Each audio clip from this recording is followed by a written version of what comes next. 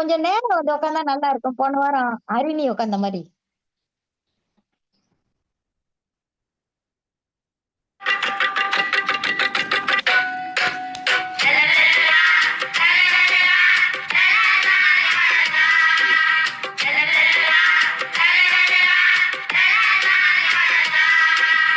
எத்தனை செய்திகள் பேசி அறிந்தோம் ஒவ்வொரு நாளும், எத்தனை மனிதரை கண்டு மகிழ்ந்தோம் ஒவ்வொரு நாளும், எத்தனை நாட்டு தமிழரை இணைத்தோம் ஒவ்வொரு நாளும், எத்தனை அமைப்பின் நட்பினை கொண்டோம் ஒவ்வொரு நாளும், எத்தனை கேள்விகள் எத்தனை பதில்கள் ஒவ்வொரு நாளும், எத்தனை எத்தனை எத்தனை எத்தனை ஒவ்வொரு நாளும். கலந்துரையாடுவோம் கலந்துரையாடுவோம் கலந்துரையாடுவோம். எத்தனை செய்திகள் பேசி அறிந்தோம் ஒவ்வொரு நாளும், எத்தனை மனிதரை கண்டு மகிழ்ந்தோம் ஒவ்வொரு நாளும்.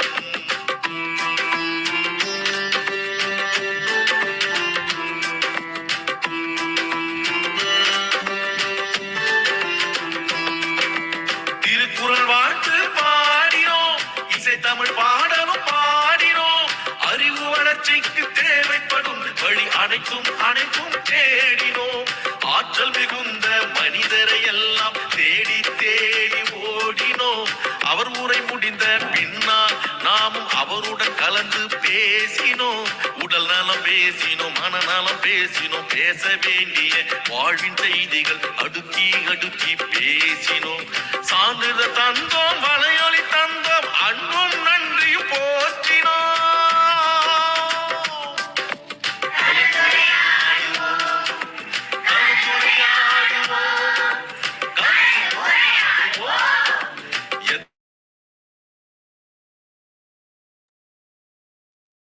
தொடருங்கள் தீபாசினி, தொடங்குங்க. எனக்கு இன்றைய சிறப்பு அழைப்பாளருங்க ஐயா. அம்மா ஜானகி பொன்னன் தான் சிறப்பு அழைப்பாளர் இன்னைக்கு. சரிங்க. கலந்துரையாடுவோம் பேரவை. தமிழ்நாடு நடத்தும் சமூக இலக்கிய களம். நிகழ்ச்சி எண் 2210, 14/7/2026, செவ்வாய்க்கிழமை, திருவள்ளுவர் ஆண்டு 2007, ஆலை 20, ஆடவை 30. சிறப்பு அழைப்பாளர் அம்மா அவர்களை கலந்துரையாடுவோம் பேரவையின் சார்பாக வருக வருக என வரவேற்கிறோம். குரலும் பொருளும் வரலாற்று செய்தி. குரலும் பொருளும் கூறுவதற்கு சகோதர சகோதரி வரவேற்கிறோம். குரலும் பொருளும் வரலாற்று செய்திகள் வரவேற்கிறோம். ஐயா, இன்னிசை பாடல் வழங்குவதற்கு யாருமே வரலைங்கய்யா.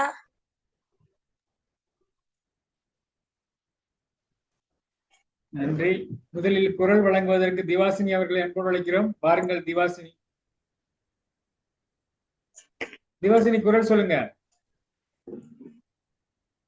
அதிகாரம் 30. வாய்மை. வாய்மை எனப்படுவது யாதொன்றும் தீமை இல்லாத சொல்லல். பொய்மை வாய்மை எடுத்து பறையத்தின் நன்மை பேசினே தன்னஞ்செல்வது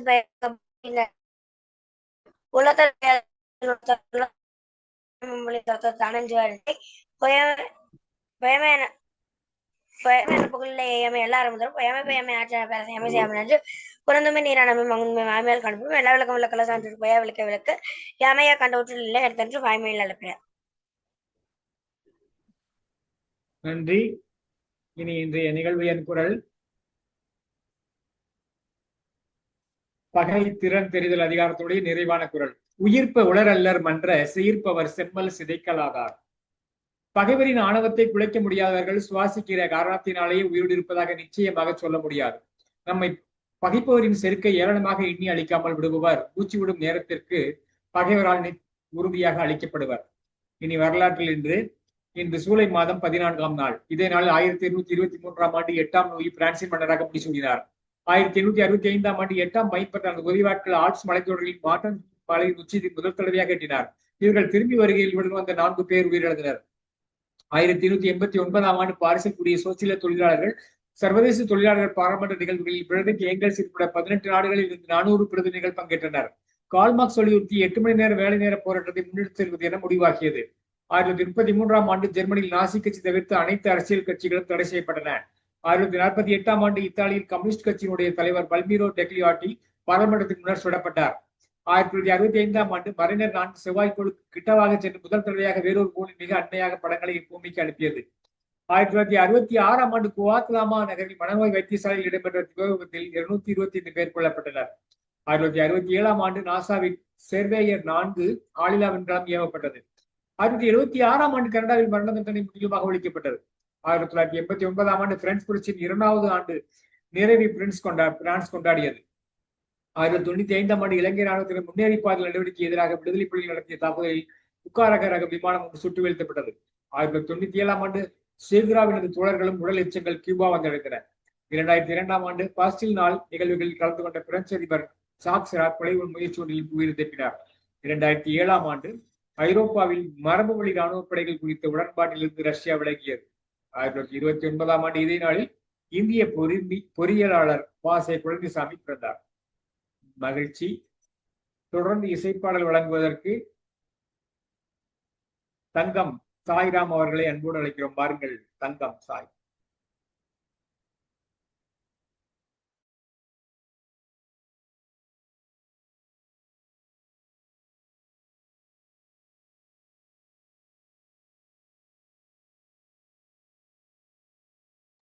தங்கம் சாய்ராம் அம்மா, பாடம் சூழ்நிலையில் இருக்கிறீர்களா? கவிஞர் வந்துவிட்டேன் ஐயா. அனைவருக்கும் இனிய மனமகிழ் வணக்கத்தை தெரிவித்துக் கொள்கிறேன். இன்று நம்முடன் உரையாட வந்துள்ளவர் மலேசியாவில் சேர்ந்த ஜானகி பொன்னன் அவர்கள். ஐயா, இப்ப அவரை பற்றி நான் சொல்ல வேண்டுமா, என்ன செய்யணும்ங்கிறத ஒரு வார்த்தை சொல்லிடுங்க. இசைப்பாடல் பாடணுமா? பாடகர் இசைப்பாடல் அப்படியா? இந்த ஒரே ஒரு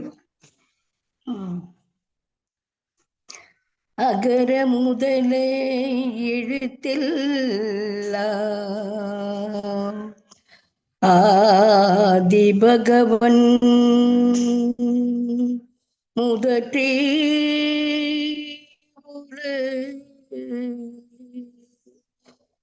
கற்றதனாலாய பயணங்கள் வானறிவன் தொழாரின் வேண்டுதல் வேண்டாமை இலானடி சேர்ந்தார்க்கு யாண்டும் இடும்பை இருவினையும் பேராயிரிவன் பொருள் சேர்க்கும் புரிந்த மாற்று பிறவி பெருங்கடல் நீந்தார் இறைவன் அடி சேர. எல்லாம் வல்ல திருவள்ளுவரையும் இயற்கையும் வணங்கி எனக்கு வாய்ப்பளித்தமைக்கு நன்றி கூறி, எனக்கு இந்த வாய்ப்பினை அளித்தமைக்கு மீண்டும் ஒரு நன்றி வணக்கத்தையும் தெரிவித்துக் கொள்கிறேன். மகிழ்ச்சி அம்மா, மகிழ்ச்சி. இத்துடன் முதல் பகுதியை நிறைவு செய்து 2ஆம் பகுதிக்கு செல்கிறோம்.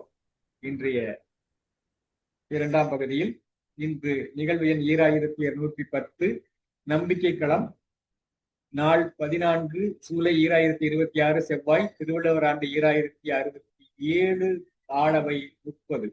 இன்றைய சிறப்பு அழைப்பாளர் மலேசியா ஜானகி பொன்னன் அவர்கள். வீட்டில் சிறு பிள்ளைகள் 120 பேருக்கு கட்டணமில்லா தனி வகுப்பு கற்றுக் கொடுத்துள்ளார். உலக சமாதான தளத்தில் நெறியாளுகை செய்து கொண்டிருக்கிறார். இப்பொழுது பரம்புமலை தமிழ்ச்சங்கத்திலும் இணைந்துள்ளார். வானொலி நிலையத்தில் ஒளிபரப்பு அறையில் வேலை செய்துள்ளார். அம்மா தாங்கள் எடுத்துக்கொண்ட தலைப்பு ஒழுக்கத்தின் மாண்பு. அம்மா அவர்களை கலந்துரையாடுவோம் பேரவையின் சார்பாக வருக வருக என்று வரவேற்பதிலே மிகுந்த மகிழ்ச்சி கொள்கிறோம். அம்மா, இப்பொழுது தளம் உங்கள் கையில். நன்றி ஐயா, நன்றி ஐயா, மிக்க நன்றி. எனக்கு இந்த வாய்ப்பு கொடுத்த உங்கள் அனைவருக்கும் நன்றி. கலந்துரையா நன்றி தங்கம். கலந்துரையாடுவோம் பேரவை தமிழ்நாடு நடத்தும் சிந்தனை களம் நம்பிக்கை களம் நிகழ் எண் 210. என் அன்பு தாய் தமிழ்நாட்டு நண்பர்களுக்கு இனிய மாலை வணக்கம். எனக்கு வாய்ப்பு கொடுத்த சகோதர சகோதரிகள் அனைவருக்கும் நன்றி. நான் போகும் இடமெல்லாம் நீயும் வா என தங்கம் அழைத்ததால் தான் நான் இன்று உங்கள் முன் நிற்கின்றேன். சகோதரிக்கு சகோதரியாக, தோழிக்கு தோழியாக, மனதுக்கு மகிழ்ச்சி தரும் ஆலோசனை சொல்வதில் குருவாகவும் இருப்பதில் தங்கத்துக்கு நிகர் தங்கமேதான். அன்பு தோழிக்கு நன்றி.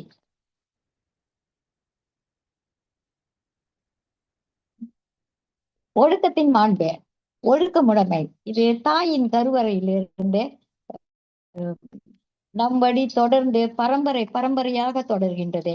இடையில் இது போன்ற திருக்குறள் புத்தகம், எல்லோருக்கும் அறிவுரை, மாதா பிதா குரு தெய்வம் போன்ற போதனைகள் வழி ஒழுக்கத்தை மாண்பு பற்றி அறிந்து மனதளவில் வலிமை பெறுகின்றது. ஒழுக்கம் உள்ளவராக வாழ்வதே உயர்ந்த குடிப்பிறப்பாகும். ஒழுக்கம் தவறினால் நம் மனசாட்சியை நம்மை கொன்றுவிடும். நன்றிக்கு வித்தாக்கும் நல்லொழுக்கம் தீயொழுக்கம் என்றும் இடும்பை தரும். ஒழுக்கத்தால் எவரும் மேம்பாட்டை அடைவர். நல்லொழுக்கம் உள்ளவர்களின் சிந்தனைகள் என்றும் எப்போதும் மேன்மையானவற்றையே சிந்திக்கும். தீயொழுக்கம் உள்ளவர்களின் நட்பு என்றும் தீயதையே தரும். பாலில் விழுந்த கரும்புள்ளி போல் அதில் தீயன என்பது சிறிதளவும் இருக்காது.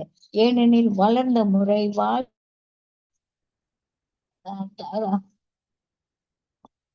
வழி வழியாக தாயின் ரத்தம் அப்படி.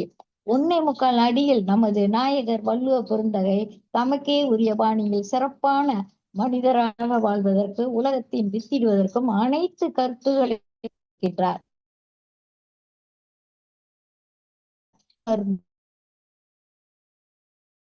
மற்றவர் நம்மை அறிந்து கொள்ள முடியும். சொல்லல்ல செயல், செயலால் ஒழுக்கமாக வாழ்ந்து காட்ட வேண்டும். ஒழுக்கம் என்றாலே பெண் மட்டுமல்ல, இருபாலருக்கும் பொருந்தும். மயிர் நீத்தால் உயிர் வாழா கவரிமான், இதை போல் ஒரு உதாரணம் இருக்க முடியுமா? ஒரு 5 அறிவு மிருகம் ஒரு முடி உதிர்ந்தால் கூட வாழாதாம். கடவுள் நமக்கு அனைத்து ஜீவராசிகளுக்கான இல்லாத ஒன்றை நமக்கு கொடுத்துள்ளார். பார்த்து அழகிய ஓவியம் போல் சித்திரம் பேசுதடி என்று பார்த்து அழகான ஓவியமாக கண், காது, மூக்கு, கை, கால் என பார்த்து படைத்து ஒவ்வொருவருக்கும் ஒரு அழகிய முகம், பறவைகள் பலவிதம் என்பது போல் கொடுத்து எந்த ஜீவராசிக்கு கொடுக்காத ஒன்றை, மூளையை இறைவன் கொடுத்தார். அதை வைத்து சிந்தித்து நல்வாழ்க்கை வாழ ஒழுக்கம் எவ்வளவு முக்கியம் என்பதை நாம் அறிவோம். அதன் வழி நடப்போம். மரப்பினும் ஒத்துக்கொள்ளாகும் பார்ப்பான் பிறப்பொழுக்க குன்றம் விடும். கற்ற மறைப்பொருளை மறந்தாலும் மறந்து விடலாம், மீண்டும் கற்றுக்கொள்ளலாம். ஆனால் ஒழுக்கம் கெட்டு போனால் உயிர் கொடுத்தால் கூட திரும்ப பெற, விலை கொடுத்தால் கூட வாங்க முடியாத ஒன்று. போனதுதான். உயிர் போனால் எப்படி திரும்ப பெற முடியாதோ, அதை எப்படி வருந்தி அழைத்தாலும் வராதோ, அதே போல்தான் ஒழுக்கம். ஆண்டாண்டு காலம் அழுதாலும் மீண்டும் திரும்ப பெற முடியாத ஒன்று ஒழுக்கம். அப்படி திரும்ப பெற முடியாத ஒன்றை நாம் ஏன் இழக்க வேண்டும்? இறைவன் கொடுத்த சக்தி வாய்ந்த மூளையை, சிந்தனையை செய்து திறம்பட வாழ மனித சமுதாயம் கடமைப்பட்டிருக்கின்றது. தீய சொற்களை தவறியும் வாயால் சொல்லும் குற்றம் ஒழுக்கம் உடையவர்களிடம் இருக்கவே இருக்காது. ஒழுக்கமுடையான் அழுக்காருடையான் கண் ஆக்கம் போன்று இல்லை, ஒழுக்கமிலான் கண் உயர்வு என்ற குறளின் விளக்கம் போல் 135வது குறள். பொறாமை உடையவனத்தில் ஆக்கம் இல்லாதது போல ஒழுக்கம் இல்லாதவனுடைய வாழ்க்கையில் உயர்வு இல்லை என்பது அப்பட்டமான உதாரணமாகும். பொறாமை படுபவர்கள் பொறாமைப்பட்டு கொண்டுதான் இருப்பார்கள். எதை பார்த்தாலும் பொறாமை, எதுக்கெடுத்தாலும் பொறாமை, மேலும் மேலும் நெஞ்சம் புண்ணாகித்தான் போகும். தன்னை பற்றி சிந்திக்காமல் அடுத்தவரை பற்றி சிந்தித்துக் கொண்டிருந்தால் தன் வாழ்வு என்னாவது? தன் வாழ்க்கையை தான் வாழ்வதற்கே ஒரு மனிதன் தனது வாழ்வாதாரம் சிறக்க எந்த அளவு உழைக்க வேண்டும்?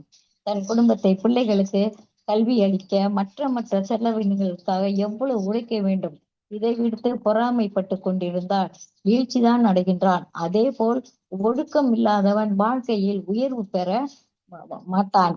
எப்போதும் கெட்டதையே சிந்திக்கும் ஒருவன் மற்றவர் பார்வையில் கெட்டவனாகவே வாழ்வான். அவன் எண்ணத்தில் தூய்மை இருக்காது. எண்ணத்திலும் தூய்மை இருக்காது. அவன் எண்ணத்திலும் தூய்மை இல்லாத போது அவன் செயல் எப்படி நல்லதாக இருக்கும்? அதை மற்றவர்கள் எப்படி ஏற்றுக்கொள்வார்கள்? மற்றவர் பார்வையில் அவன் என்றும் ஏற்றுக்கொள்ளப்படாதவனே. நாம் அறவழியிலும் நேர்மை வழியிலும் சென்றால் அதுவே நமது பண்பு. முக்கியமாக தமிழர்கள் நற்பண்போடும் ஒழுக்கத்திலும் சிறந்து விளங்குகிறார்கள். ஏதோ சிலர் நெறி தவறி வாழ்ந்த போதும் நாம் ஒட்டுமொத்தமாக அனைவரிடமும் எதிர்பார்ப்பதில் அர்த்தமில்லை. அதே மாதிரி அனைவரின் சிந்தனையும் ஒன்றாக இருப்பது இல்லை. வெவ்வேறு தோட்டத்தில் பூத்த மலர்கள் வெவ்வேறு சிந்தனைகளாகத்தான் இருக்க முடியும்.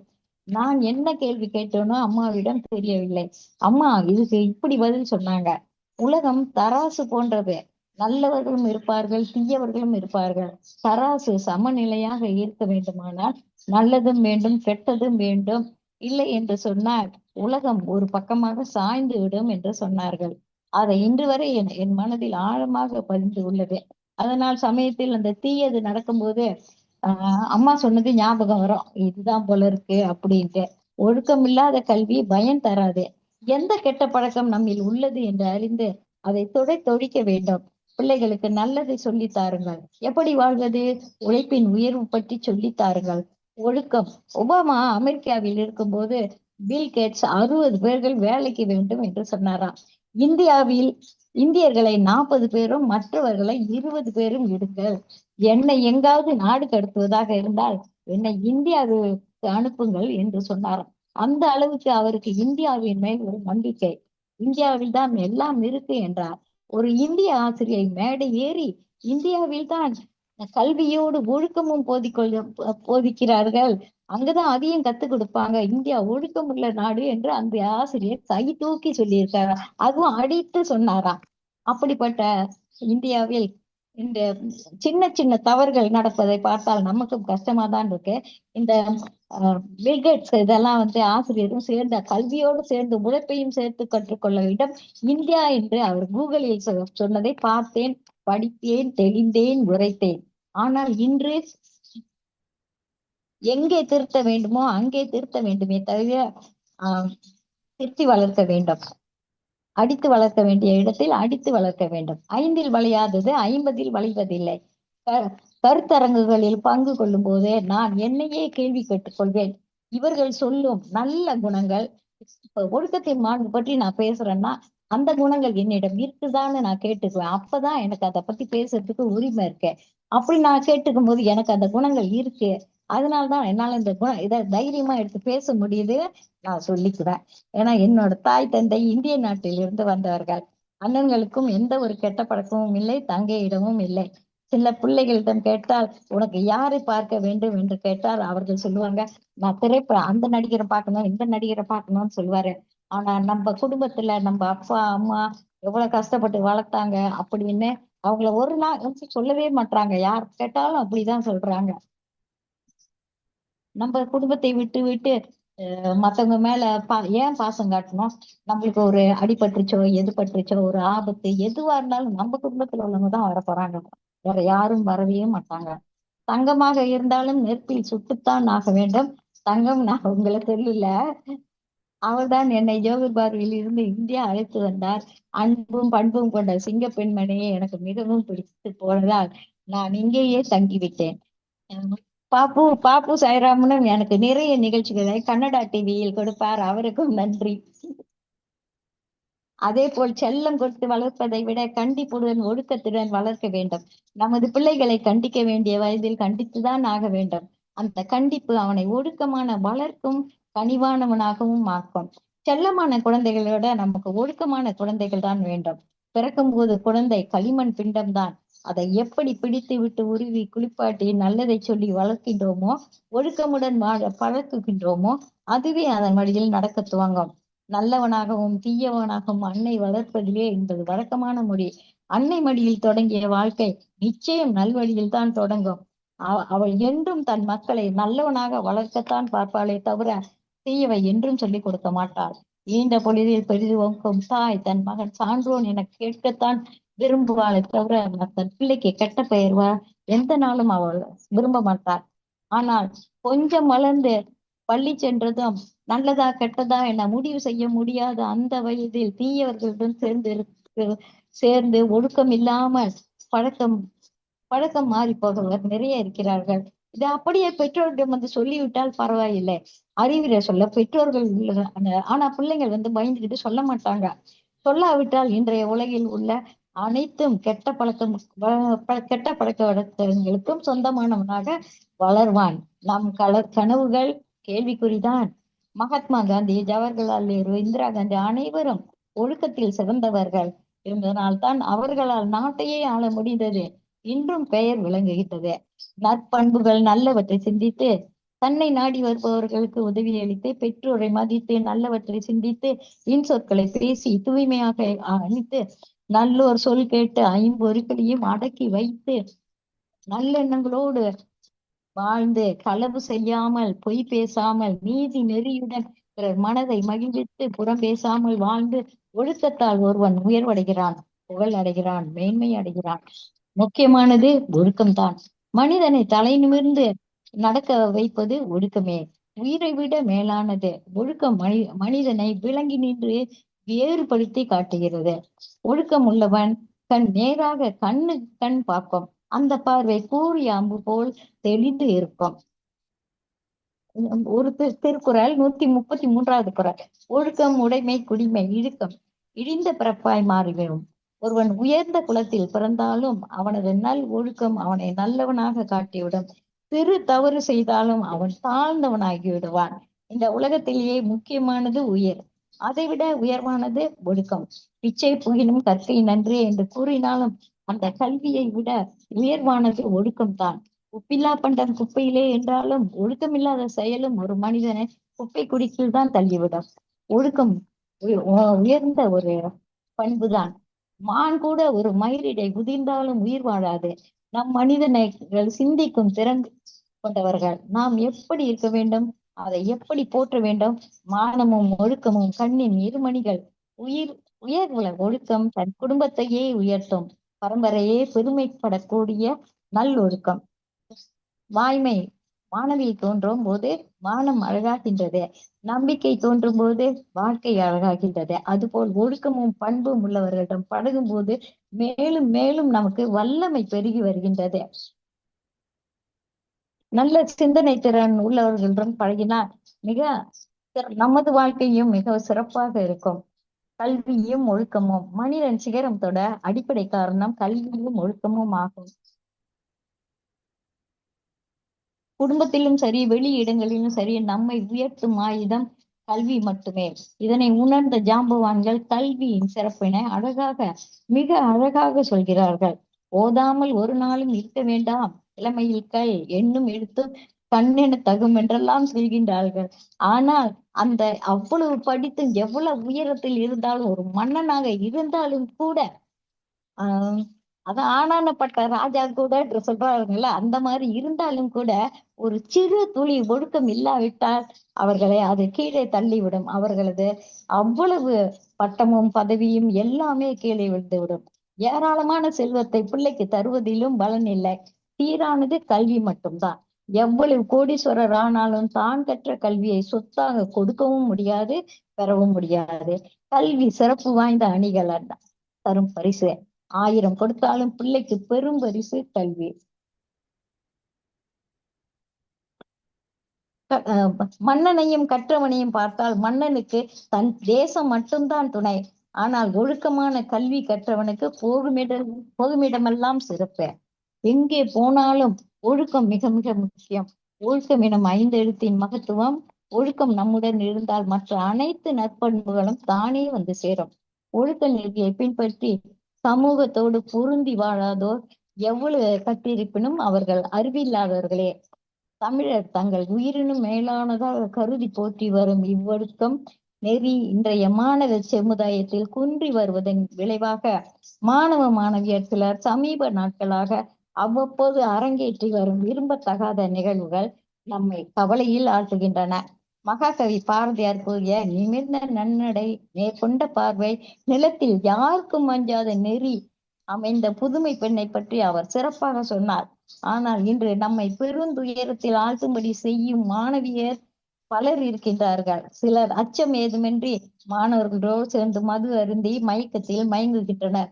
பாரதியார் அப்பயே சொல்லிட்டாரு, இந்த நிலை கெட்ட மனிதரை நேற்று விட்டால் நெஞ்சு பொறுக்குதில்லையே என்ற பாடலையும் அவர் அப்பயே பாடிட்டாரு. கேள்வியும் கேட்டு பதிலையும் சொல்லிட்டாரு. மாணவர்களின் ஒழுக்க நெறியை கட்டமைப்பது பெற்றோர், கல்வியாளர், அரசு, சமூகம் ஆகிய அனைத்து தரப்பினருக்கும் பொறுப்பு உண்டு. என்றாலும் நான் நண்பர்களின் சகவாசம் தான் என்று சொல்வேன். ஏன்னா பிள்ளைங்க கொஞ்சம் வளர்ந்த உடனே மற்ற பிள்ளைங்களுக்கு கூடும்போது கூடா நட்பு தீமையை தரும். அண்ணல் காந்தியடிகள் மாணவர்களுக்கு போதிக்கும் போதும் கல்வி எப்படிப்பட்டதாக என்பது பற்றி கூறினார். மனிதன் என்றால் வெறும் அறிவு மாத்திரமல்ல, ஸ்தூல உடல் மட்டுமல்ல, உணர்ச்சி மட்டுமல்ல என்றார். அதுவும் இல்லை. அறிவு, உடல், உணர்ச்சி ஆகிய மூன்றும் உரிய முறையில் ஒன்று கூடினால் மட்டுமே அவன் மனிதன். மேலும் அவர் மாணவர்கள் படிக்கும்போது ஒழுக்கத்தை போற்ற வேண்டும் என்றார். எண்ணங்கள், செயல்கள் ஆகியவற்றை கட்டுப்படுத்தும் மனத்தின்மையை பெறாவிட்டால் கல்வி கற்பதாலும், ஷேக்ஸ்பியர் வேர்ட்ஸ் போன்ற கவிகளை திறமையாக கற்பதாலும் எவ்வித பயனும் இல்லை. ஒழுக்க நெறியின் அவசியத்தை உணர்த்தினார். அறிவையும் ஆன்மாவையும் உயர்த்த நிலைக்கு கொண்டு செல்லக்கூடிய கல்வி முறையின் கருத்தாக்கத்தை இன்றைய கல்வியாளர்களும் அரசும் கல்வி கொள்கையை மனதில் கொண்டு மாணவ சமுதாயத்தை ஒழுக்க நெறியில் கொண்டு செல்வது காலத்தின் கட்டாயம். மிக மிக அவசியமான ஒன்று. பள்ளி பருவத்தில் எந்த ஒரு விஷயத்தையும் மாணவர்கள் பகுத்தாய்ந்து பார்ப்பதில்லை. அந்த மனநிலையும் பக்குவமும் அவர்களுக்கு இல்லை. அந்த மனநிலை இருக்காது என்பதால் திரைப்பட கதாநாயகர்கள் போல பாவித்துக் கொண்டு சிகரெட், மது என்று விரும்பத்தகாத செயல்களில் ஈடுபடுவர். குற்ற செயல்களில் ஈடுபட்டு ஒழுக்க நெறிக்கு ஒவ்வாத நடவடிக்கையில் ஈடுபடுவர். கூட்டு குடும்ப முறையும் தொலைத்து விட்டார்கள். தாத்தா, பாட்டி, நெருங்கிய உறவினர் வழிகாட்டுதலும் அரவணைப்பும் இல்லாமல் போய்விட்டது. பெற்றோர் வேலைக்கு போவதால் தங்கள் குழந்தைகளிடம் அன்பு செலுத்த முடிவதில்லை. எந்நேரமும் கண்காணிக்கவும் இயலவில்லை. அக்கம் பக்கம் பணம் கொடுத்து பார்த்தாலும் அவர்களும் ஏனோ தானோ என்றுதான் பார்ப்பார்கள். உண்மையான அன்பை கொடுப்பதில்லை. அங்க பணம் மட்டுமே அங்க வேலை செய்யும். எப்படியும் வாழலாம் என்பதை விட இப்படித்தான் வாழ வேண்டும் என ஒழுக்க நெறியினை இன்றைய இளம் பருவத்தினருக்கு கற்பிக்க வேண்டிய பொறுப்பு நம் ஒவ்வொருவருக்கும் உண்டு. இதனை உணர்ந்து அதற்கான கடமைகளில் ஈடுபடுவோம். கை தொலைபேசி 2 வயது குழந்தை முதலே ஆரம்பமாகி விடுகிறது. பொறுப்பில்லாத பெற்றோர் அதை கொடுக்காவிட்டால் பிள்ளைகள் கீழே விழுந்து அழுவது என்று பல பிரச்சனைகளை கொடுப்பார்கள். பொறுப்பற்ற பெற்றோர் பிள்ளைகளிடம் கை தொலைபேசியை கொடுத்துவிட்டு அவர்கள் இருவரும் கைபேசி, குடும்பமே கைபேசி, எங்கும் ஹெட்போன் என்று அங்கங்கே உட்காந்து வீட்டுல ஆளுக்கு ஒரு மூலையில பேசிக்க கூடாது. இப்பெல்லாம் பேசிக்கிறதே இல்ல. ஆளுக்கு ஒரு பக்கம் ஹெட்போன் தான். இப்ப நம்ம பாருங்க, அத ஒரு பயனுள்ள கைத்தூசி பேசியாக்க ஒரு நல்ல இதுக்கு பாய்ச்சிக்கிட்டு இருக்கோம். நாம் பெரியவர்கள் அதை பயனுள்ள வகையில் பயன்படுத்துகின்றோம். பல இடங்களில் இருந்தும் இணைந்த அழகான கலந்துரையாடல் இங்கே கைபேசி மூலம் நடைபெறுகிறது. ஆனால் குழந்தைகள் இந்த மாதிரி நிகழ்வுகளை பிள்ளைகளை பக்கத்தில் உட்கார்ந்து பார்க்க வச்சாக்க அருமையா இருக்கும். எங்கே யார் பேசினாலும் ஒழுக்கம் என்று வரும்போது கண்ணகியைத்தான் சுட்டி காட்டுவார்கள். அந்த ஒழுக்கம் அதனால்தான் அந்த சிலம்பை உடைத்து மதுரையை எரித்தார் என்று. அப்ப இது ஒரு சிறு உரையாட நான் கேட்டதில்ல, பார்த்துதான் எழுதினேன். கண்ணகிக்கும் மன்னனுக்கும் நடந்த உரையாட. உன் கணவன் கையில் இருந்தது கோப்பெருந்தேவியின் சிலம்பு என்றான் மன்னன். ஆனா கண்ணகி சொன்னாங்க, கோப்பெருந்தேவியின் சிலம்பு இல்லை, கோவலன் தேவியாம் என்னுடைய சிலம்பு என்றார். நம்ப முடியாது என்னார். நீ யார் நம்புவதற்கு, உன்னை யார் நம்ப சொன்னாங்க என்று கேட்ட கண்ணகியின் அறம் மதுரையை எரித்தது என்று இருக்கின்றது. அறம் என்றால் ஒழுக்கம். யாரோ ஒருவரைத்தான் கண்ணகியாக நாம் உவமை சொல்கின்றோம். நாம் பார்த்ததில்லை. கண்ணகியையும் திரைப்படத்தில் பார்த்திருக்கிறோம் இந்த திரைக்கதையை. ஆனால் நம் வீட்டில் உள்ள மூதாதையர்களும் கற்புக்கரசிகள் தான் உண்மையானவர்கள் தான், ஒழுக்கமானவர்கள் தான் என்று நான் அறுதியிட்டு சொல்லுவேன். ஏன் யாரோ ஒருவரை சொல்ல வேண்டும்? நாம் இவ்வளவு நேரம் இங்குள்ள நமக்கு பிரச்சனை என்றால் வீட்டில் கணவர் பிள்ளைகள் தான் உதவிக்கு வருவார்கள். திரைப்படத்தில் உள்ளவர்களோ வேறு யாரோ அல்ல. நம் குடும்பத்தை நேசிப்போம், ஒழுக்கம் உள்ளவர்களாக இருப்போம். நாம் அருகில் இருக்கும் யாரையோ ஏன் போற்றுகின்றோம்? அடுத்தவரைத்தான் நாம் அனைவரும் போற்றுகின்றோமே தவிர நம் குடும்பத்தில் உள்ளவர்களை யாருமே போற்றுவதில்லை. இங்குள்ள அனைவருமே உண்மை, நேர்மை, வாய்மை, கண் கருப்பு உள்ளவர்கள் தான். அதனால்தான் இப்படி அருமையான நிகழ்ச்சிகள் நடத்தி கொண்டிருக்கின்றார்கள்.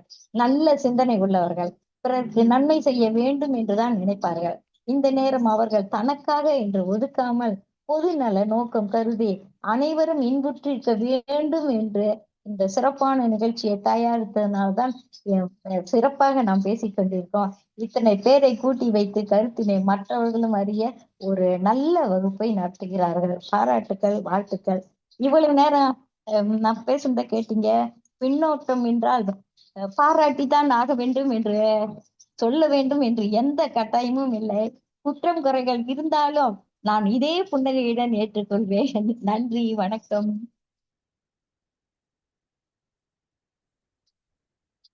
என்ன சீக்கிரமா முடிச்சிட்டீங்க? மணியாவியா? மணி 5:30 போய் கொண்டிருந்தது. மகிழ்ச்சி. சிறப்பாக ஒழுக்கம் என்ற தலைப்பிலே, ஒழுக்கம் ரொம்ப ரொம்ப மிக சிறப்பானது.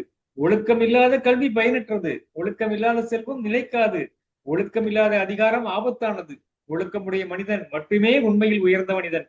ஒழுக்கத்தை உயிராக காப்போம், ஒழுக்கத்தால் உயர்வோம், ஒழுக்கமிக்க தலைமுறையை உருவாக்குவோம். இது நம்முடைய எல்லோருடைய கையிலையும் இருக்கிறது. இன்றைய சிறப்பு அழைப்பாளர் மரியாதைக்குரிய மலேசியா ஜானகி பொன்னன் அவர்களுக்கு கலந்துரையாடுவோம் பேரவையின் சார்பாக வாழ்த்துக்களும் பாராட்டுகளும் நன்றிகளும். வாழ்த்துறை வழங்க வருகிறார் திருக்குறள் காமராஜர். அவரை தொடர்ந்து அணியமாக இருக்குமாறு தங்கம் சாய்ராம் அம்மா அவர்களை எப்படி கழிக்கிறோம். பாருங்கள் திருக்குறள் காமராஜர்.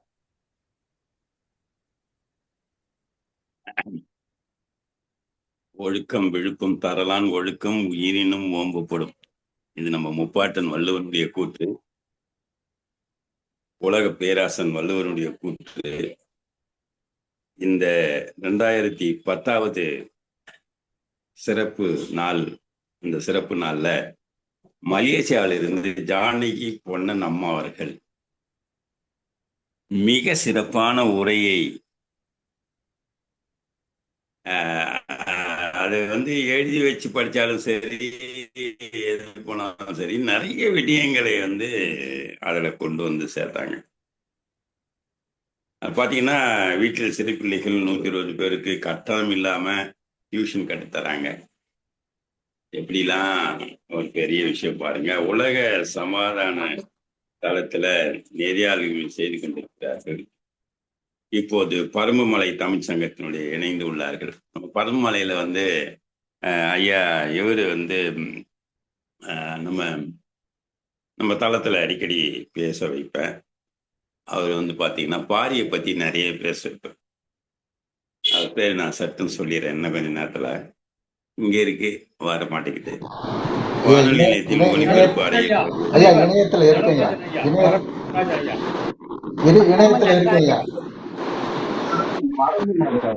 இணையத்துல இருக்கேன். ரொம்ப நடராஜனுடைய நண்பர் தான் அவரு. நீங்க பாத்தீங்கன்னா, நீங்க உங்க ஏதாவது ஒரு ஊரை சொன்னீங்கன்னா அந்த ஊர்ல இருக்கிற 3வது வீட்டுக்காரரு அந்த பக்கத்து இருக்காரு நான் சொல்ல முடியும். எந்த ஊரா இருந்தாலும் சரி, எந்த நாடா இருந்தாலும் சரி.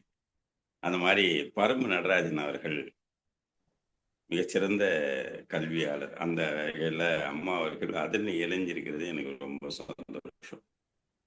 அவங்க எடுத்துக்கிட்ட தலைப்பே பார்த்தீங்கன்னா ஒரு வித்தியாசமான தலைப்பு. தங்கம் தான் வித்தியாசமான தலைப்பு எடுக்க முடியுமா? நான் பிளாட்டினம், நான் கூட வித்தியாசமான தலைப்பு எடுப்பேன் அப்படின்னு சொல்லிட்டு ஜானகி அம்மா என்ன பண்ணாங்க, ஒழுக்கத்தின் மேன்மை அப்படின்னு, ஒழுக்கத்தின் மாண்பு அப்படின்னு சொல்லிட்டு மாண்பு மிகு அப்படின்னு போடுற ஒரு வார்த்தை இருக்க. அந்த வார்த்தைக்கு மரியாதை இல்லாம பின்னாடி ஒழுக்கம் இல்லாத இருக்காங்க. ஆனா ஒழுக்கமானவர்களுக்கு சான்றோர்களுக்கு மட்டும்தான் மாண்பு மிகு அப்படின்னு சொல்றது.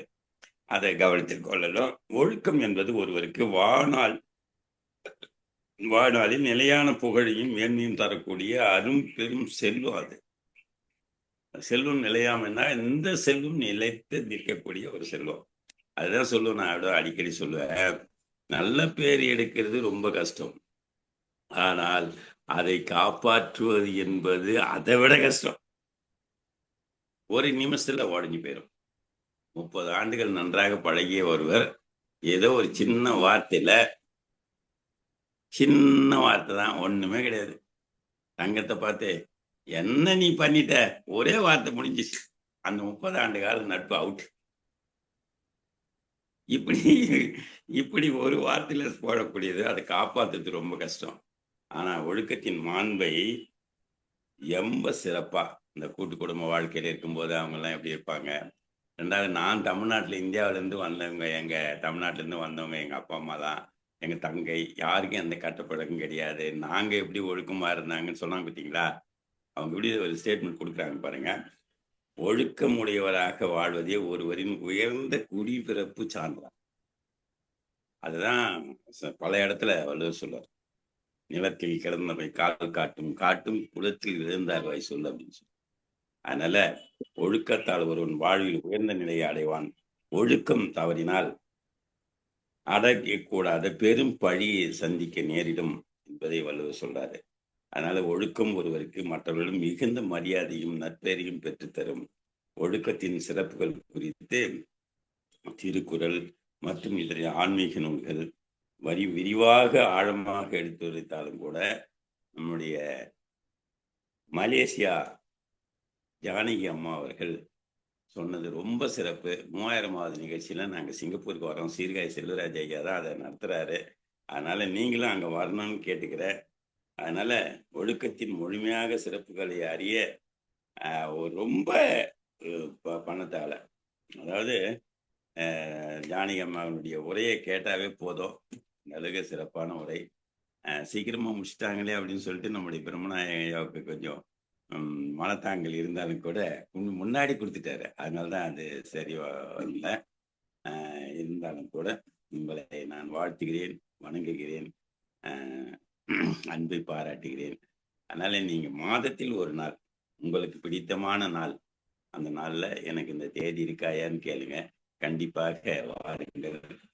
2 நாளுக்கு முன்னாடியே மனப்பாடம் செய்து வைத்து, பேனாவை கீழே வைத்து, சீட்டை எடுத்து ஓரமா வச்சுட்டு இயல்பா பேசுகிறேன்னு சொல்லி வாழ்த்தி விடைபெறுகிறேன். நன்றி, வணக்கம், வாழ்த்துக்கள்.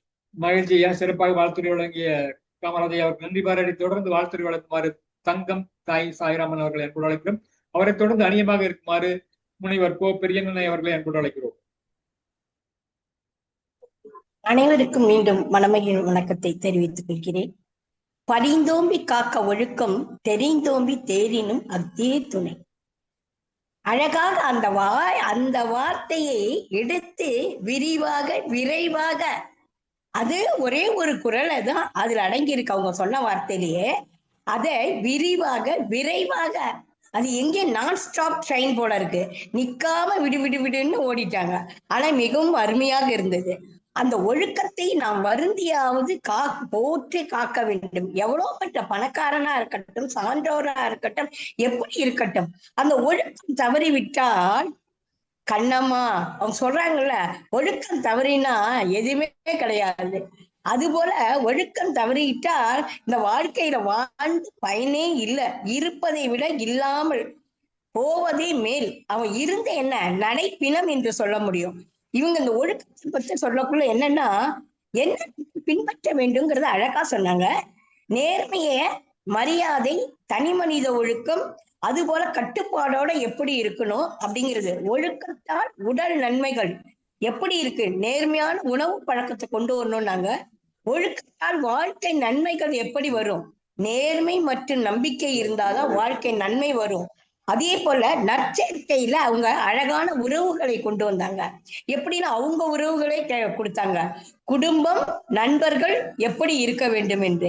ஆனா இங்க ஒண்ணு என்ன தெரியுமா தெரிஞ்சுக்கிட்டேன், நீ எந்த அவயத்துக்கு போனாலும் எதா இருந்தாலும் ப்ரிப்பேரா போய் உட்காரு, எதுக்கும் உன்னை கூப்பிடுவாங்கன்னு அப்படின்னு இப்ப பிரம்மநாயக ஐயா ஃபர்ஸ்ட் எனக்கு ஒரு உதாரணத்தை சொல்லிட்டாங்க.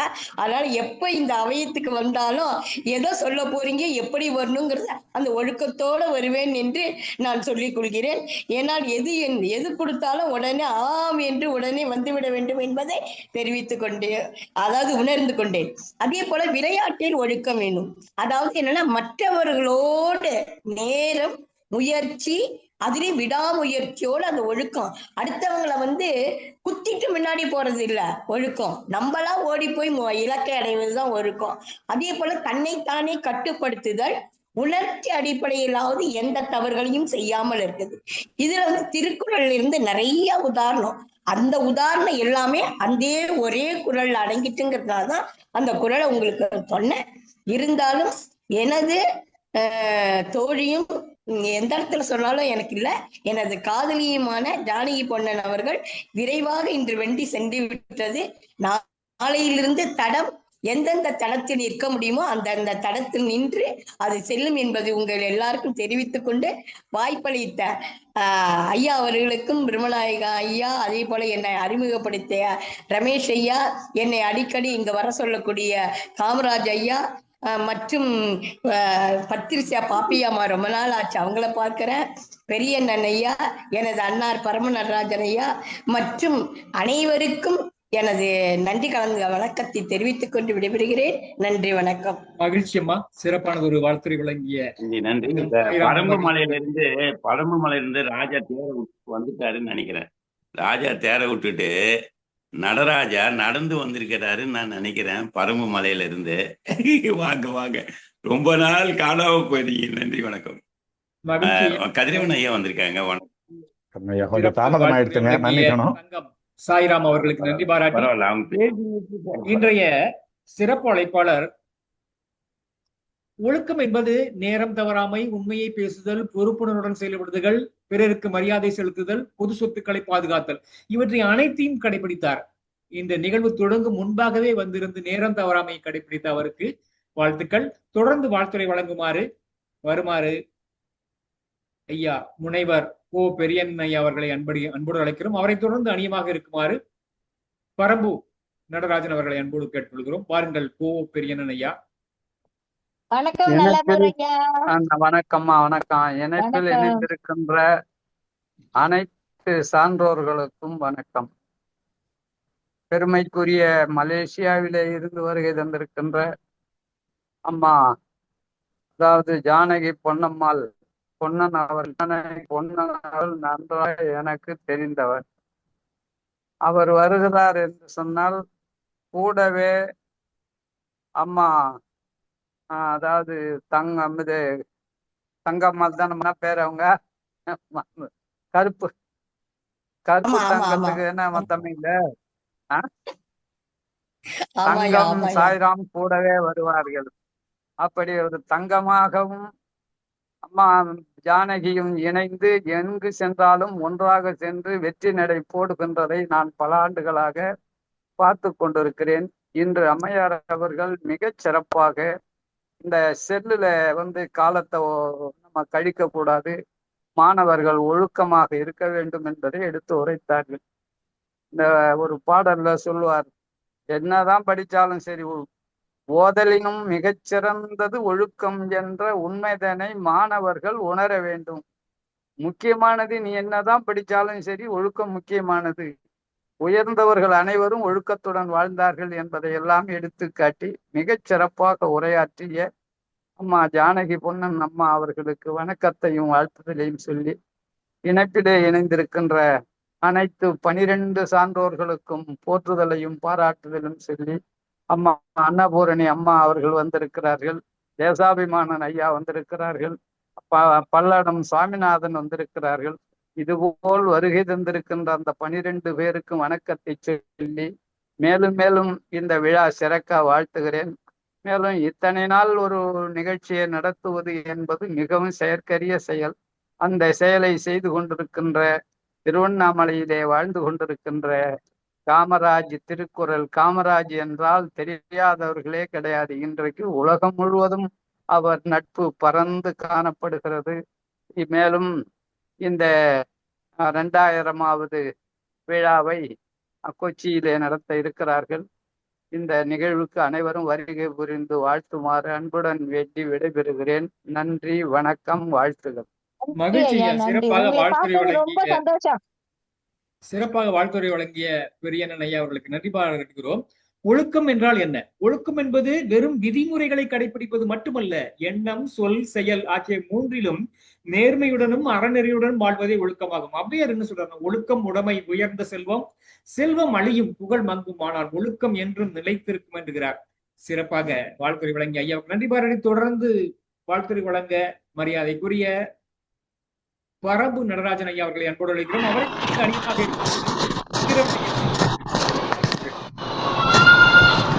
அனைவருக்கும் இனிய மாலை வணக்கம்.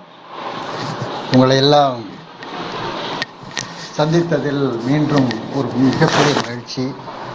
ரொம்ப வேகமாக வந்த ஒரு இடத்துக்கு போயிட்டு ஜானகம்மா பேச்சை கேட்கணும்னு, ஆனால் வந்து ஒரு 3 மணித்துளிகளில் முடித்தது கொஞ்சம் ஆச்சரியமான ஒரு விஷயமா இருக்கார். அதுக்கு மேலே முன்னாடி பேசியிருக்காங்கன்னு அர்த்தம்.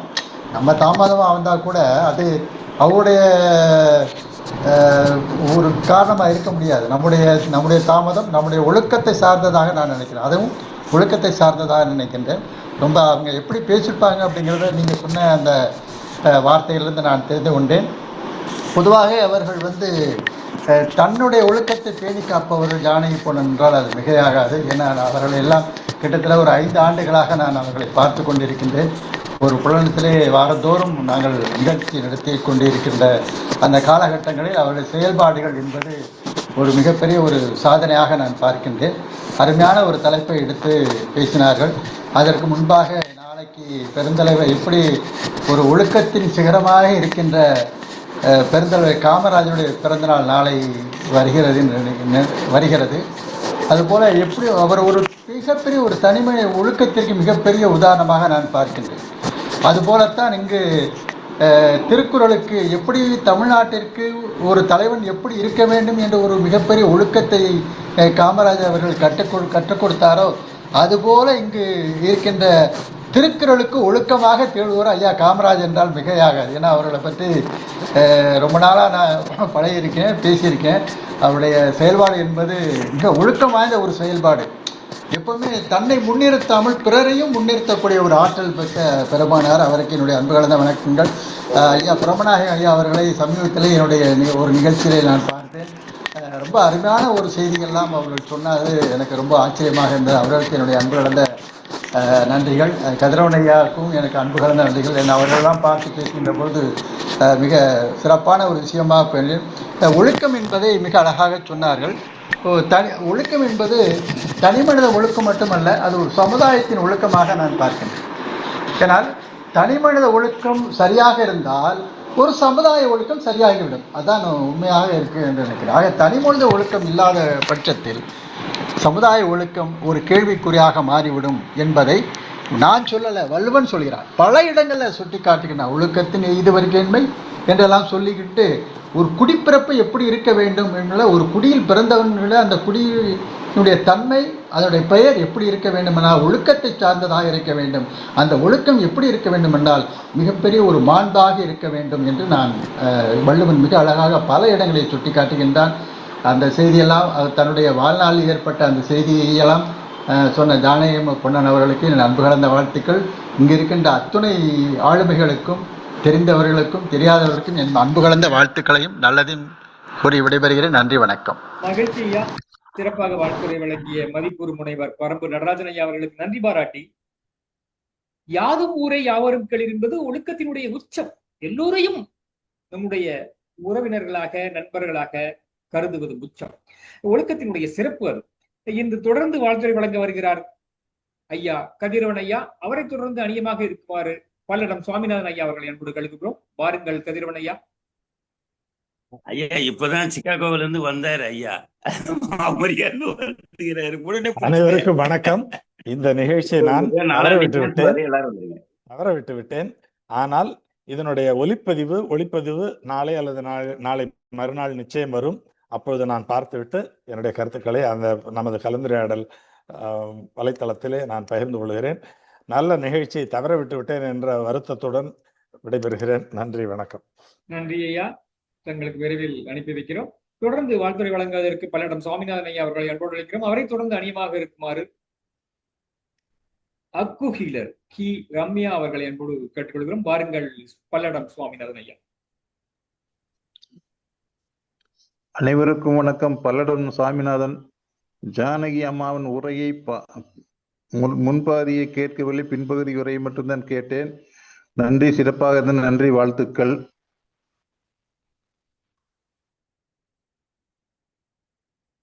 ஐயா, சுருக்கமாக ரத்தின சுருக்கமாக வாழ்த்துறை சொன்ன ஐயா அவர்களுக்கு நன்றி பாராட்டுகிறோம்.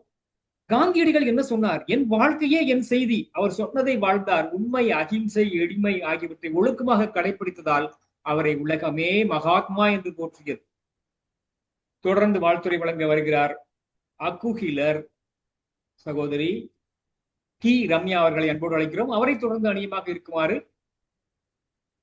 சிங்கப்பெண் கவிஞர் சே மீமாள் அவர்களை அணியமாக இருக்குமாறு வாருங்கள். ரம்யா அம்மர்களை வருக.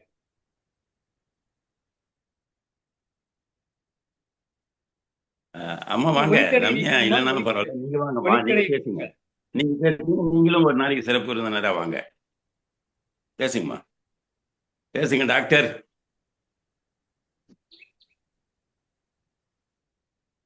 பேசுங்க. மியூட் எடுத்துட்டீங்க, பேசுங்க. திரும்ப போட்டீங்க, மியூட் போட்டீங்க. அனைவருக்கும் வணக்கம். அனைவருக்கும் வணக்கம். என் தோழி மலேசியா ஜானகி அம்மா மிகவும் சிறப்பாக பேசினார்கள். ஒழுக்கம் பத்தி பேசின அவங்க அன்புடன் அழைத்தார்கள். உங்கள் மேடை நான் பல முறை வந்து பேசியிருக்கிறேன். நீங்கள் கொடுத்த தலைப்புக்கு நீங்கள் கல்வி முறை, வெளிநாட்டின் கல்வி முறை பத்தி ஒருத்தர் கேட்டிருந்தீங்க. போன வருஷம் நான் பேசினதாக நினைவு. அது பேசியிருக்கிறேன். இன்றைக்கு அம்மா பேசினது தொடக்கத்தில் நான் கவனிக்கவில்லை, கொஞ்சம் தாமதமாகிவிட்டது. ஒழுக்கம் விழுப்பம் தரலான், ஒழுக்கம் உயிரினும் ஓமப்படும் என்று திருவள்ளுவர் சொல்லியது போல அம்மா அழகாக படித்தார்கள். நிறைய விஷயங்கள் நாங்கள் தெரிந்து கொண்டோம். தோழி தங்கம் சாயராம், தங்கமும் பொண்ணும் அங்கே உங்களுக்கு மின்னுகிறது. அப்புறம் நான் என்ன குறுக்கல வேற உங்களுக்கு சொல்வது, அவர்கள் சொல்லுவதே அழகாக மின்னுவது. மேலும் ஐயா பெரிய அண்ணன், என் தோழியின் ஆசிரியர், அவருக்கும் எனது அன்பான வணக்கத்தையும் வாழ்த்துக்களை தெரிவித்துக் கொள்கிறேன். மிகவும் சிறப்பான நிகழ்ச்சி. நீங்கள் மிகவும் நல்ல நல்ல நிகழ்ச்சிகளை மக்களுக்கு எடுத்து கூறுகிறீர்கள். மகிழ்ச்சி அளிக்கிறது. உங்கள் அனைவருக்கும் சந்தித்ததிலும் மகிழ்ச்சியும் பெருமையும் அடைகிறேன். அடுத்த முறை நாம் எப்போதும் எந்த நல்ல நிகழ்ச்சி இருந்தாலும் என்னை அழையுங்கள். முடிந்த வரைக்கும் கலந்து கொள்வேன். சொல்லுங்க, நான் வாங்கிக்கிறேன். ஜானகி அம்மாட்ட கேளுங்க, ஜானகி அம்மாட்ட கேளுங்க. ஜானகி அம்மா உங்களுடைய எண்ணெய் என்கிட்ட போடுங்க, என்கிட்ட போடுங்க. அம்மா அடுத்த செவ்வாய்க்கிழமை சிறப்பு. அடுத்த செவ்வாய்க்கிழமையா? சரி, பார்த்துக்கிட்டு நான் சொல்லுகிறேன். என்ன தலைப்பு வேணும்னு சொல்லுங்க, அதுக்கு ஏற்ற மாதிரி நான் தயார் செய்து கொள்வேன். எதா இருந்தாலும் அவங்களுக்கு அனுப்பி விட்டுருவேன். எந்த நிகழ்ச்சியா இருந்தாலும் வாங்க வாங்கன்னு அனுப்பி விட்டுருவேன். ஆமா, நான் அவங்களால அம்மாவும் மலேசியால தான் இருக்காங்களா? ரம்யா அம்மா, ரம்யா அம்மா மலேசியாவா? நான் பிரான்ஸ்ல இருக்கிறேன். பாப்பம்மாள் பிரான்ஸ்ல இருக்கிறேன் என்று மகிழ்ச்சியோடு தெரிஞ்சவங்க. ஆமா, நான் வந்திருக்கிறேன், உங்க மேடைக்கு வந்திருக்கிறேன். உங்க மேடைக்கு வந்திருக்கிறேன். ஆமா, மறுபடியும் உங்களுக்கு அன்புடன் வாழ்த்துக்களை. மகிழ்ச்சி, என்ன வாங்கிக்கோங்க அவங்ககிட்ட. நன்றி, வணக்கம், மகிழ்ச்சி, விடைபெறுகிறேன். நன்றி, மகிழ்ச்சி. இனி இன்றைய காலத்தினுடைய ஒழுக்கத்தின் தேவை. இன்று அறிவியல் வளர்ச்சி அதிகரித்துள்ளது, ஆனால் ஒழுக்க வளர்ச்சியும் அதே அளவில் இருக்க வேண்டியது அவசியம். அறிவில்லாதவன் தவறு செய்தலாம், ஆனால் ஒழுக்கமில்லாத அறிவாளி உலகிற்கே ஆபத்தாக மாறலாம். அதனால் அறிவுக்கு அடித்தளம் ஒழுக்கமாக இருக்க வேண்டும். தொடர்ந்து வாழ்த்துறை வழங்க சிங்கப்பெண் கவிதாயினி சே எமிமாள் அவர்களை அன்போடு அழைக்கிறோம். அவரை தொடர்ந்து அணியமாக இருக்குமாறு தொகுப்புரையாக வழங்க இருக்கின்ற திருமதி அன்னபூர்ணியம்மாள். வாருங்கள் கவிஞர் சே எமிமாள். அழைத்ததுக்கு நன்றி ஐயா. அனைத்து ஆளுமைகளுக்கும் என்னுடைய வணக்கம். எல்லாருமே அவங்க வாழ்த்துறைய ரொம்ப அருமையா சொல்லிட்டீங்க. இன்னைக்கு பிரம்மநாயக ஐயா ஒவ்வொருத்தருக்கும் சொல்றதுக்கு அப்புறம் சொல்லக்கூடிய கருத்து ரொம்ப அருமையா இருந்தது. அதையே நம்ம ஒரு தொகுப்பா கூட வச்சுக்கலாம் போல இருக்கு. அவ்வளவு ஒழுக்கத்தை பத்தி சொல்லக்கூடிய கருத்து. ஒழுக்கம்ன்றது எண்ணம், செயல், சொல் மூணுமே நமக்கு தெளிவா இருக்கணும். ஒழுக்கமா இருக்கின்றது தனி மனித ஒழுக்கமும் ரொம்ப முக்கியம். அம்மா பேசுனது கொஞ்சம் மேல இருந்தா கூட நிறைய கருத்துக்களை நிறைய வேகமா சொல்லிட்டு வந்தீங்க. உங்களோட கருத்துக்கள் இந்த சமுதாயத்துக்கு, இந்த சூழ்நிலை, இந்த காலத்துக்கு ரொம்ப தேவையான ஒன்று. ஒழுக்கம் சொல்றவங்களே ஒழுக்கத்தோடு இருக்கிறாங்களா அப்படின்னு கேட்டா இல்ல. அது எப்படின்னா பசு தோல் போத்திய புலி மாதிரி. அந்த மாதிரி இருக்கிறாங்க. புலித்தோல் போதிய பசு மாதிரி. அது எப்படின்னா ஒரு நடிப்பு, நான் ஒழுக்கமா இருக்கிறேன்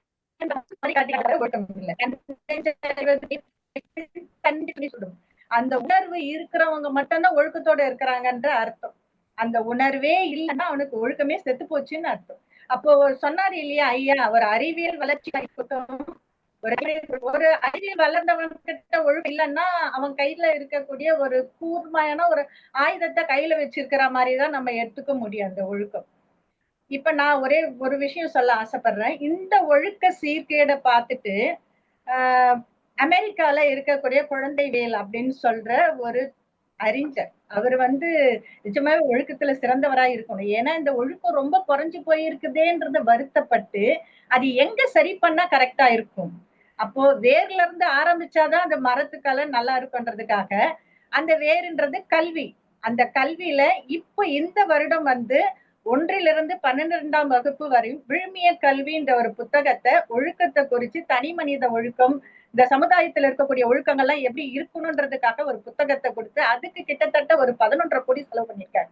மனமார்மா அவருக்கு நான் நன்றி தெரிவிச்சுக்க ஆசைப்படுறேன். ஏன்னா இந்த மாதிரி ஒரு ஒழுக்கத்தை தான் இருந்தா மட்டும் பத்தாது, தன்னை சுத்தி இருக்கிறவங்களும் தன்னோட சமுதாயமும் ஒழுக்கத்துல சிறந்து இருக்கணும்னு ஒருத்தர் அந்த முன்னெடுப்பு எடுத்து அவரோட செலவு பண்ணி இவ்வளவு பண்றது எவ்வளவு பெரிய விஷயம் அப்படின்றது நமக்கு ரொம்ப ஆச்சரியத்தை கொடுக்கிற விஷயம். அதனால குழந்தைங்கிட்டையும் ஒழுக்கத்தை நம்ம வளர்க்கணும் அப்படின்றது அம்மாவோட உரை ரொம்ப அருமையாவும் இருந்தது. வாழ்த்துக்கள் மற்றும் வணக்கங்கள் அம்மா. நன்றி, வணக்கம்.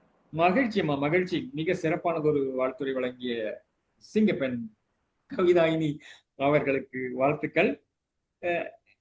வள்ளுவர் என்னெல்லாம் சொல்றாரு, ஒரு அதிகாரம் முழுவதும் ஒழுக்கமுடைமைக்காக தந்திருக்கிறார் நமக்காக. ஒழுக்கத்தினுடைய அவசியத்தை அவர் நமக்கு முழுமையாக வலியுறுத்தி இருக்கிறார். அதனால் ஒழுக்கத்தின் கடைபிடிக்க வேண்டியது நம்முடைய ஒவ்வொருவருடைய கடமை. தொடர்ந்து நிகழ்ச்சியினுடைய தொகுப்புரையாக வாழ்த்துறை வழங்க வருகிறார் திருமதி அன்னபூரணி அம்மாள். வாருங்கள் அம்மா. அழைத்ததற்கு நன்றி ஐயா. இன்று நம்முடைய சிறப்பு அழைப்பாளர் மலேசியா ஜானகி அம்மா அவர்களுக்கு முதற்கண் என்னுடைய வணக்கம்.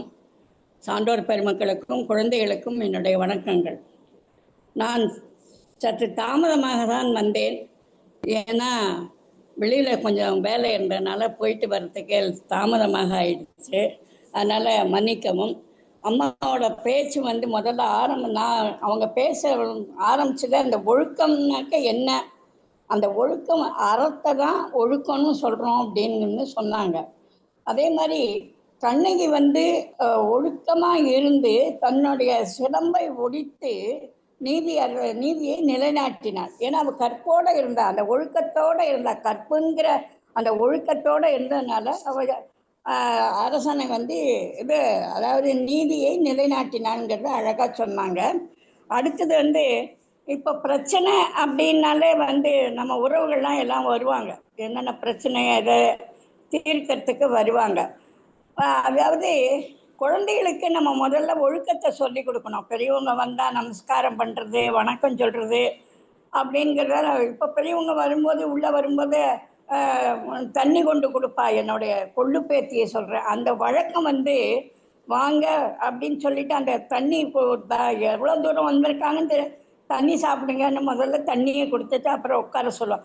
இது எதுக்காக இந்த குழந்தையிலேருந்து இந்த பழக்கத்தை கொண்டு வந்தால் நிச்சயமாக ஒழுக்கம் குழந்தையிலேருந்து நம்ம பெரியவங்களாகிற வரைக்கும் அந்த ஒழுக்கம் மாறவே மாறாது.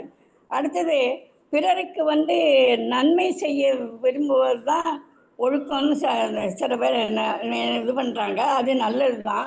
ஒழுக்கம் இல்லாத செல்வம் நிச்சயமாக நிலைக்கவே நிலைக்காது. ஒழுக்கத்தோடு சம்பாதிக்கணும், அதாவது கடமை அதோடு செய்யணும் அப்படிங்கிறது. அந்த ஒழுக்கம் இல்லாத செல்வம் எப்போதுமே நிலைக்கவே நிலைக்காதுங்கிறது உண்மை. அதான் வள்ளுவர் சொன்ன மாதிரி ஒழுக்கம் விழுப்பம் தரலான் ஒழுக்கம் உயிரினும் ஓம்பப்படும். அந்த உயிருக்கு மேலே தான் அந்த ஒழுக்கத்தை நம்ம ஒப்பிடலாம் அப்படிங்கிற மாதிரி வள்ளுவர் சொல்லியிருக்கார். அந்த ஒழுக்கம் தவறினால் நிச்சயம் நமக்கு பெரும் பழி உண்டாகுங்கிறது உண்மை. அடுத்தது தனி மனித நடத்தை ரொம்ப நல்லா இருக்கணும், ஒழுக்கமாக இருக்கணுங்கிறதையும் சொன்னாங்க. அப்புறம் நேரம், விடாமுயற்சி, தன்னைத்தானே கட்டுப்படுத்துதல், இதெல்லாம் ஒழுக்கத்துக்கு முக்கியமான இது சொற்களாகும். அதை கடைப்பிடிக்கணுங்கிறது நம்மளுடைய கடமையாகும். அதாவது எல்லாவற்றிலும் அந்த ஒழுக்கம் தேவைங்கிறத ஆணித்தரமாக அம்மா எடுத்து விரிவாக சொன்னாங்க. அதனால அம்மா அவர்களுக்கு என்னுடைய வாழ்த்துக்கள். நன்றி அம்மா. மகிழ்ச்சி அம்மா. கண்ணகி தன் கணவன் மீது வைத்த அன்பும் நீதிக்காக அவருடைய உறுதியான போராட்டமும், அவர் பழிவாங்குவ அல்ல, அவர் செய்தது நீதியை நிலைநாட்டியதுதான் அவருடைய பெருமை. இது ஒழுக்கத்தினுடைய ஒரு சிறப்பாகும். தொடர்ந்து இத்துடன் நிகழ்ச்சி காணல் உரையாக அழைக்க வருகிறோம். காணல் உரை வழங்குவதற்காக மலேசியா இன்றைய சிறப்பு அழைப்பாளர் ஜானகி பொன்னன் அவர்களை அன்போடு அழைக்கிறோம். காணல் உரை என்பது இந்த நிகழ்வில் தாங்கள் கலந்து கொண்ட அனுபவத்தை பற்றியும், இந்த நிகழ்வில் ஏதேனும் விடுபட்ட செய்திகள் இருந்தால் அதை பற்றியும், நிகழ்வு மேலும் சிறப்பாக நடைபெறுவதற்கு ஏதேனும் கருத்துக்கள் இருந்தால் அதை பற்றியும் 3 நிமிடங்களில் வழங்குமாறு இன்றைய சிறப்பு அழைப்பாளர் மலேசியா ஜானகி பொன்னன் அவர்களை அன்போடு அழைக்கிறோம். வாருங்கள் அம்மா. நன்றி நன்றி நன்றி காமராஜ் ஐயா. சென்ற வாரம் வியாழன் அன்றுதான் தங்கம் சொன்னாங்க, அங்க ஒரு நிகழ்ச்சி நடக்குது, வா போலான்னு சொல்லி கூப்பிட்டாங்க. சரின்னு வந்தோம்.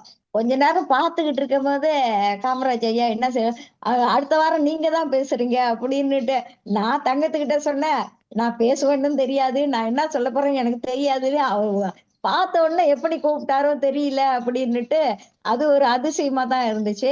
சென்ற வாரமும் உங்கள் நிகழ்ச்சிகள் அனைத்து மிக சிறப்பாக இருந்தது. அதனாலதான் நீங்க கூப்பிட்ட உடனே சரின்ட்டு மற்ற விவரங்களை தங்கத்துக்கிட்ட கேட்டுட்டேன். மிக அருமையான நிகழ்ச்சி, இன்றும் சிறப்பாகவே இருந்தது. முதல்ல திருமதி அன்னபூரணி அம்மாளுக்கு மிக்க நன்றி. அவங்க நேரம் தவறாமல் முழுமையாக கேட்டிருந்ததுனால எந்த சாக்கு போக்கும் சொல்லாம அனைத்தையும் சொன்னாங்க. நன்றி நன்றி அம்மா, மிக்க நன்றி. காமராஜ் ஐயாவின் அந்த சிறப்புரை, பிரம்மநாயகம் ஐயாவின் அந்த வாழ்த்துக்கள் அனைத்தும் அருமையாக இருந்தது. தங்கத்தின் அருமையான பின்னோட்டம், பெரிய அண்ணனை வெகு நாட்களாக பார்க்காமல் இன்று அவர் பேரை பார்த்த உடனே எனக்கு சந்தோஷமா இருந்துச்சு. இன்னைக்கு பார்க்க போறோன்னு பார்த்துட்டேன். நன்றி ஐயா. பரம்பு மலையின் வாழ்த்துக்களுக்கு நன்றி. கதிரவன் ஐயா, பல்லடம் சாமிநாதன், பாப்பம்மா, கதிரவன், கவிஞர் எமி, அனைவருக்கும் திருமதி அன்னபூரணி அம்மா, பிரம்மநாயகம், யாரையாவது விட்டு இருந்தால் அனைத்து சகோதரர்களுக்கும் மிக்க நன்றி ஐயா.